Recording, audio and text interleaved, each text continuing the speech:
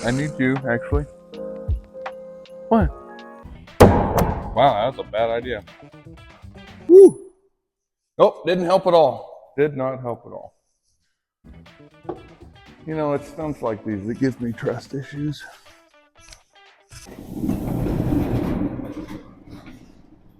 Hello, everyone, and welcome to episode 2 of our Shop House Barn Dough build. In this episode, we're going to be doing our rough framing for the apartment. So let's do it. Just to recap for those of you who are just now tuning in, we built a 36 by 48 post frame shop that we're going to be doing a 12 foot by 36 two-story apartment in the back. We're going to be living in it while we build our house and also while I have my workspace. So like I said, right here we've got this line. We've got a little bit of cleanup to do before we really get started. We're going to pop that line, make sure it's at 12 foot, and then we're going to start putting in our horizontal girts. So I know some of you are probably internally freaking out right now, and those of you that are, my comment section is wide open, so please feel free to tell me what you think there.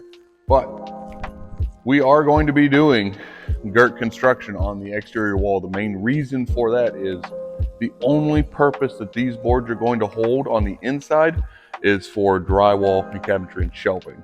The reason being, these 6x6s are load bearing, and that's what makes a post frame so beautiful, is all of your load, all of your weight is carried through your 6x6s. So on this, we're actually going to, it's not really much of a cost savings, but just an easier way of construction.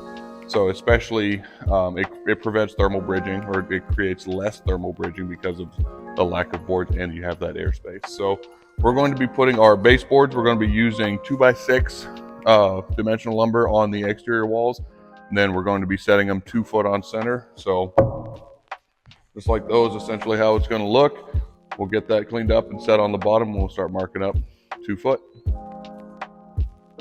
One big thing to look out for before you start doing your horizontal girts is with the foam, you want to make sure that you clear an area so that your boards will sit flush. So we're going to mark it at 2 foot and chisel out some of that foam.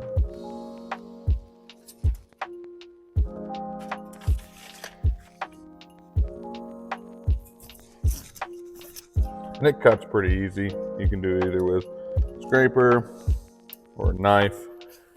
Cut away at the majority of it, and then just chisel away. Not too bad.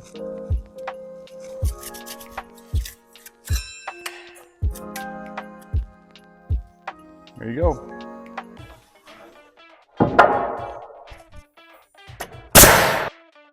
So I got a spot here where I used a 4x4 instead of a 6x6 whenever they were doing the door framing, and all I'm going to do is I got a board here we just cut down just to take up that little bit of space.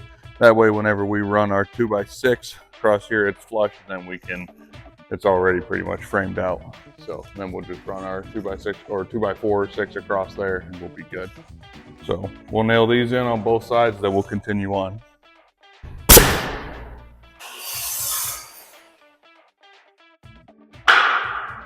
So the best part about all this is it's a family affair.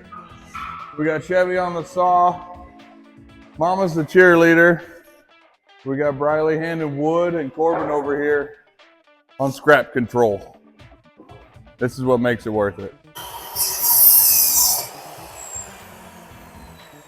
Nice.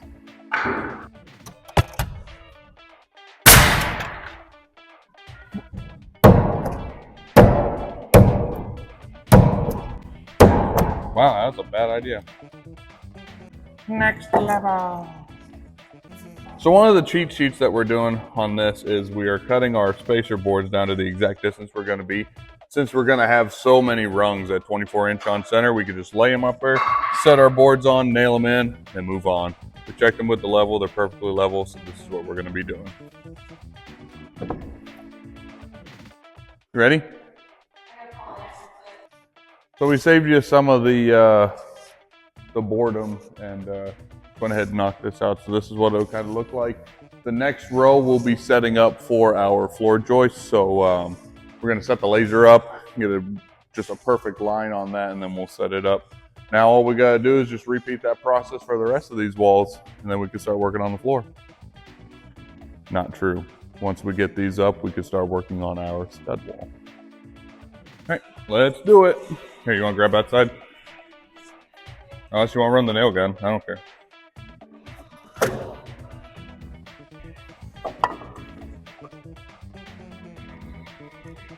All right, you got your short board? You look centered? Yeah, it's warped. I know, that's okay. Long ones won't do Just work the twist right out of them.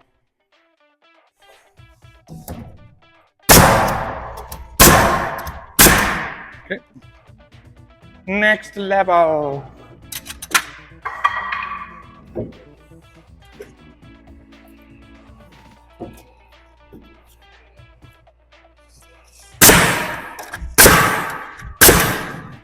Okay. Next level. Wait. Huh? No, it wasn't. Kept slipping it. Good.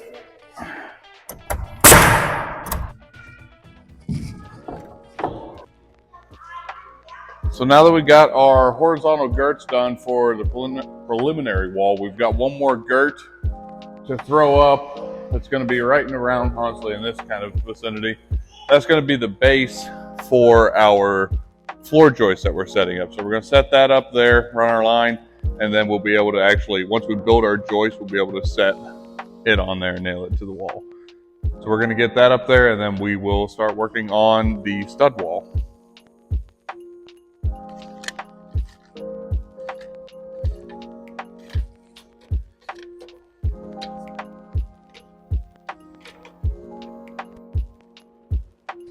Hey, I need you, actually.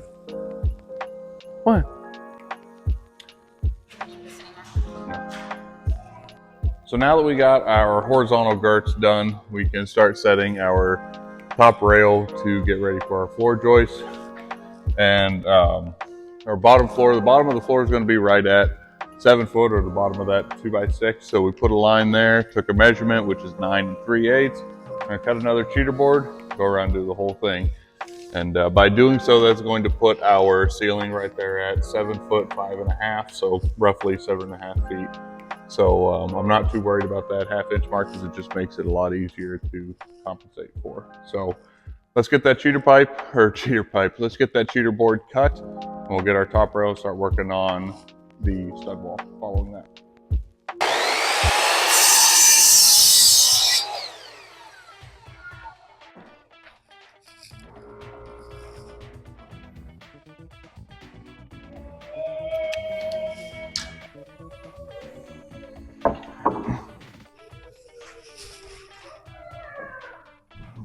Good.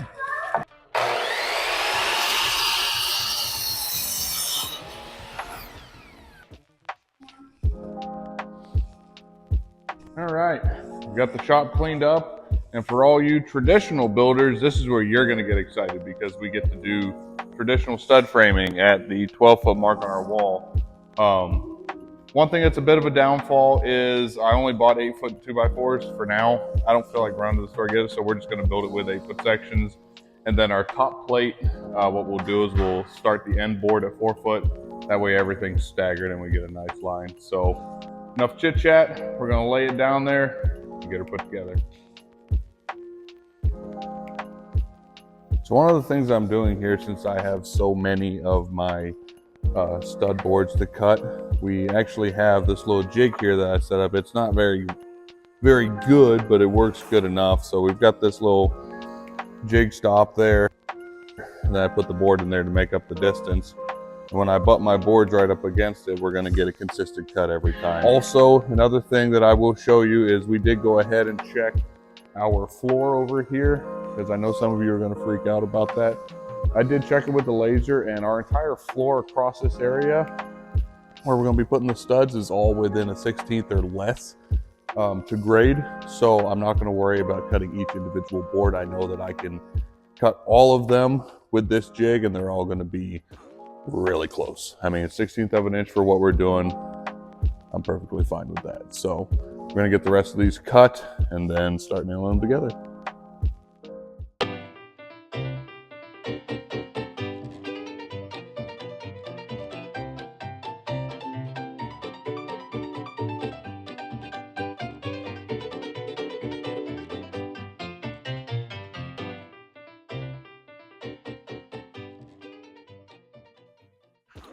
So the next thing that we're going to do for the end of our studs over here is we're going to mark out for our door opening, because our exterior door is actually going to open up into the shop. So we're going to do a 36-inch wide door opening, but we're also doing a closet against the wall, and that's kind of where that vertical trunk is for our septic drainage. And so we're going to go ahead and mark out our king studs at 24-inch. Or I'm sorry, our jack studs will go in at 24-inch, and then our king studs will go 1.5 inches behind that. So we'll go ahead and mark. That was cool. So here's what I was talking about with our stud wall. We're go ahead and stopping the toenail at this end to stand up. That's probably, I don't know, 18 feet of wall roughly. And then we'll go ahead and continue on with this other half. So we'll stand it up in 2 sections. Then on the top side, it'll be easy just to nail it in. On the bottom plate though, we'll just go ahead and do a toenail from the top side, and it'll be good enough.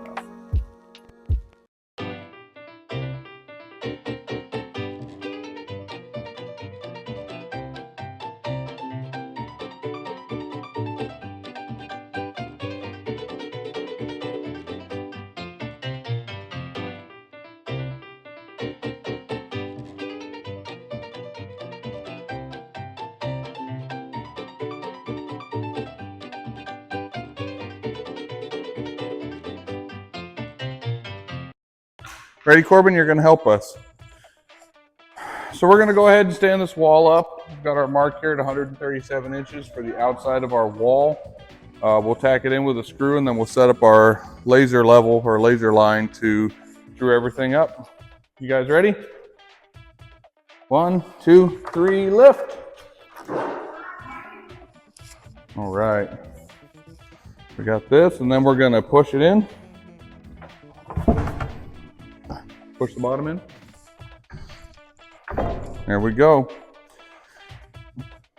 All right, ready? 1, 2, 3, lift. Good job. Push, push, push. All right. Okay, and slide it in.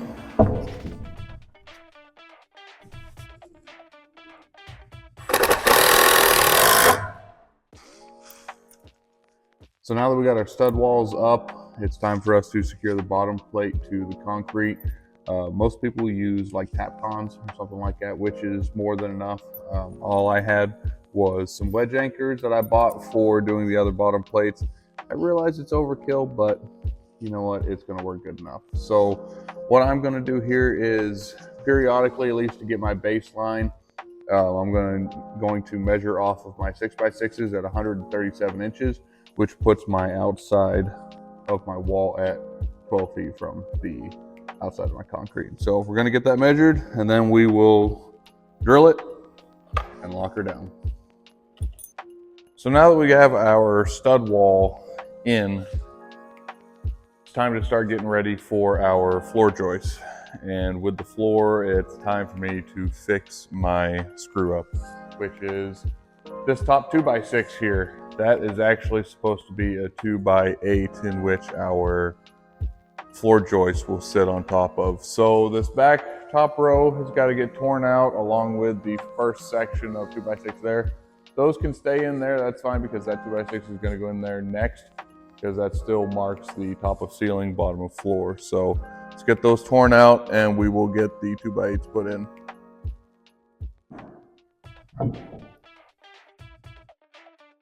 Okay.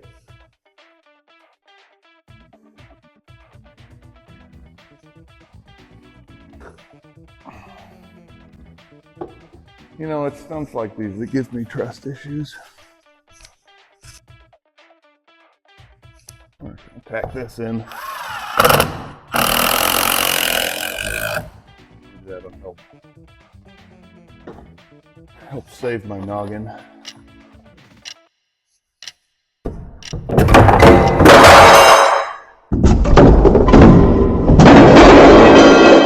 Woo! Nope, didn't help at all. Did not help at all. Round 2.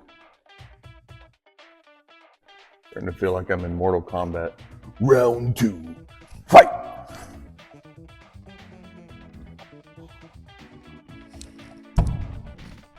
Oh, yeah.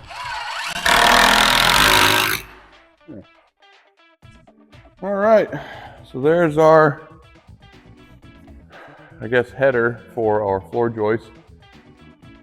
Now we will put our top plate on for the stud wall, and then we can start building up our floor.